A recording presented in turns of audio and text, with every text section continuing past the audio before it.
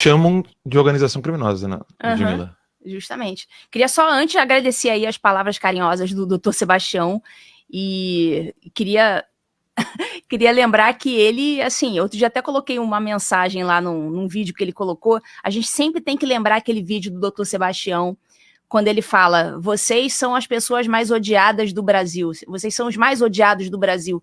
E assim, essa frase eu falei para ele: olha, essa frase ficou para a história, isso aí deveria vir aparecer daqui a um tempo nos livros de história, né? Que um desembargador aposentado que estava lá na defesa, já como advogado na defesa dos réus do 8 de janeiro, olhou ali na cara deles, ali ao vivo, e mandou o papo reto, como a gente fala lá no Rio de Janeiro, né? Vocês são os mais odiados do Brasil. Então, doutor Sebastião, fica aí o meu agradecimento, né?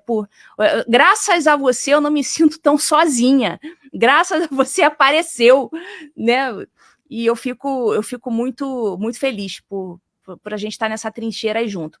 E, de fato, a organização criminosa está aqui, ela é tipificada na Lei 12.850, de 2013, no artigo 1º, parágrafo 1º, fala o seguinte: considera-se organização criminosa a associação de 4 ou mais pessoas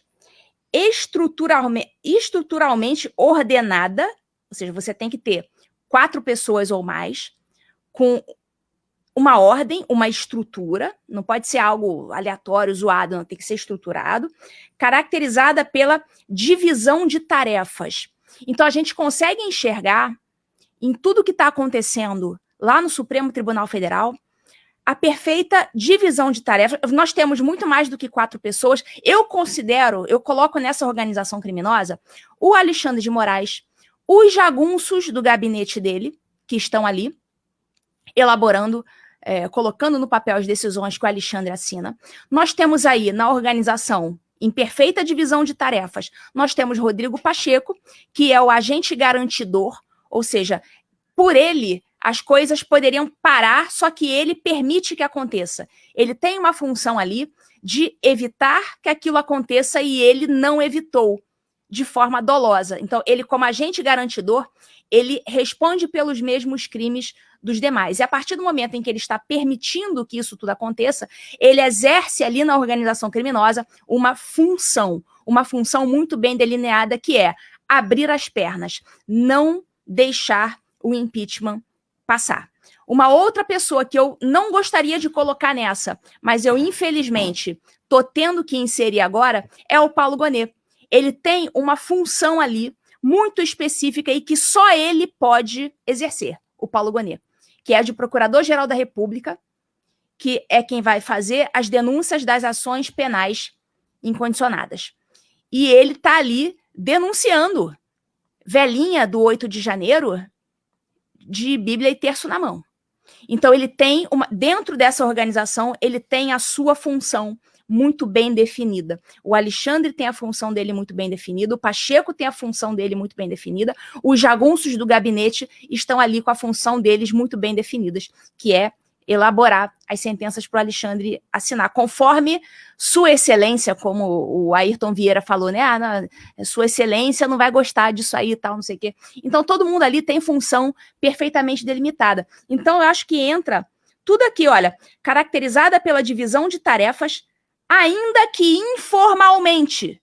Ou seja, não precisa estar ali um estatuto dizendo: Gonet, você vai fazer isso. Alexandre, você vai fazer isso. Jagunços, vocês vão fazer isso. Ainda que informalmente. Eles estão ali unidos, ainda que informalmente. Todo mundo sabe que aquela estrutura ela só acontece, ela só funciona quando eles estão perfeitamente concertados. E isso acontece. Então, está preenchendo aqui os requisitos do parágrafo 1º do artigo 1º da Lei das Organizações Criminosas. Ó, com o objetivo... Aí agora é a finalidade específica do tipo. Com o objetivo de... Ou seja, a finalidade de o dolo. Leia-se dolo. Não está escrita essa palavrinha aqui, mas eu estou traduzindo para vocês. Com o objetivo de, direta ou indiretamente, de obter vantagem de qualquer natureza, mediante a prática de infrações penais, cujas penas máximas sejam superiores a 4 anos. Só o crime de tortura aí a gente já tem pena máxima superior a 4 anos. Então já entra aqui no tipo penal também. Você está vendo que eu estou preenchendo todas as elementares do tipo? Isso aqui a gente chama de elementar. Cada pedacinho desse que eu estou lendo aqui e estou destrinchando do tipo penal é o que a gente no direito penal chama de elementar. Então isso aqui é uma elementar do tipo, ou seja, tem que preencher aquele requisitozinho para aquele tipo ficar perfeitamente configurado. Se uma elementar não for preenchida, você não tem o tipo penal. Você tem que preencher tudo. Então aqui nós temos tudo. Vantagem de qualquer natureza. Então qual que seria a vantagem que eles estariam obtendo? Essa vantagem pode ser vantagem de satisfação política pessoal, por exemplo. Satisfação de interesses mais baixos, como, por exemplo, vingança. Perdeu o mané? Perdeu o mané. Isso a gente pode considerar isso uma vantagem de qualquer natureza. Essa vantagem ela não precisa ser necessariamente financeira. Ela pode ser uma vantagem política, uma vantagem funcional, de repente obter, por exemplo, o Rodrigo Pacheco. A gente desconfia que tudo isso que ele faz seja visando um dia obter uma vaga no Supremo Tribunal Federal. Isso é vantagem de qualquer natureza. Não precisa ser uma vantagem financeira, por exemplo, especificamente financeira. Pode ser um cargo que configura também uma vantagem financeira, só que indireta, né? Pode ser uma posição de prestígio. Qualquer uma dessas coisas a gente pode colocar aí como vantagem de qualquer natureza. Então, eu estou explicando aqui, item por item aqui da lei das organizações criminosas, por que eu considero isso uma organização criminosa. Então, eu não estou dando uma opinião de orelhada. Eu estou destrinchando aqui o artigo e estou dizendo por quê.